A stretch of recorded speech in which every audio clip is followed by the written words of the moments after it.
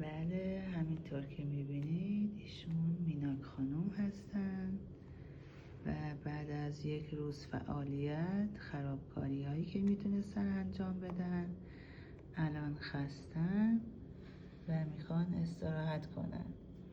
نیاز به ماساژم دارن. ببینید که چقدرم خوشش میاد.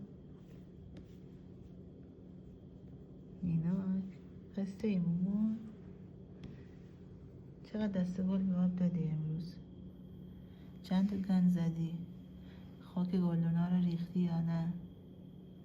آره؟ هر کارتونی پیدا کردی پاره مورشون کردی یا نه؟